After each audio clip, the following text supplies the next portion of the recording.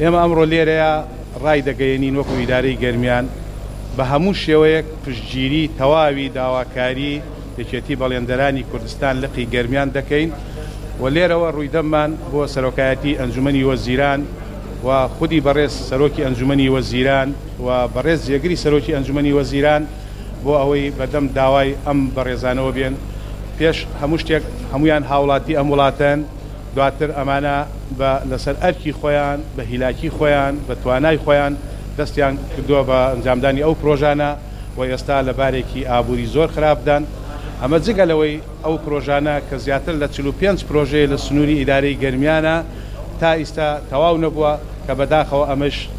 بووەتە زەرەرێکی گەورە بۆ جێبەجێکردنی پلانەکانی ئیدارەی گەرمیان. ئێمە وەکو یەکێتی بەڵێندەرانی گەرمیان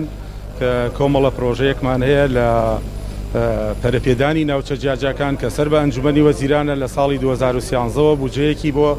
دانراوەسە لەلایەن کۆمپانیا نەوتیەکانەوە کە شیرینی نەوتی پێ ئەڵێن 600 میلیۆن دلار بووە. ئێمە پرۆژەکانمان لە سنووری ئیدارەی گەرمیان بە چەند چەماڵ و بە گەرمیانەوە نزیکەی 45 پرۆژەمان هەیە لە ئەم بودجەیە. بەڵام لە ساڵی 2014ەوە لە مانگی 2014ەوە تا ئێستا ئێمە سولفەکانمان لە ئەنجومەنی وەزیرانە بەکو چەک بۆمان ناکەن، مافکەوتەکانمان بۆ سەرف ناکەن. ڕاستە هەندێجار چەند جارێک مەبلەغێکیان بۆ سەرف کردوین بە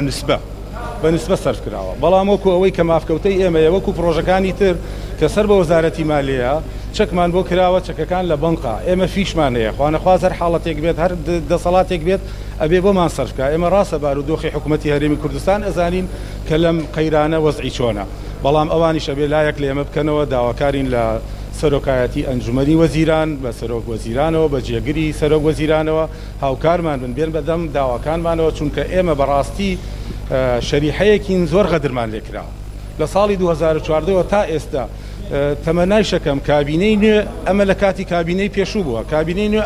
تا ئێستا هیچ باس و خواستێکی لەم پرۆژانەی ئێمە نەکردووە. پرۆژەکان ئفلیش بوون، سەرڕای پرۆژەکانیش ئفلیش بوون، نە ئینهای مقاولەمان بۆ دەکەن، نە پرۆژەکانمان لێوەرەگرنەوە، نە چەکەکانمان بۆ سەرفەکەن، نە چەکەکانیش ئەچێتە سەر حسابمان.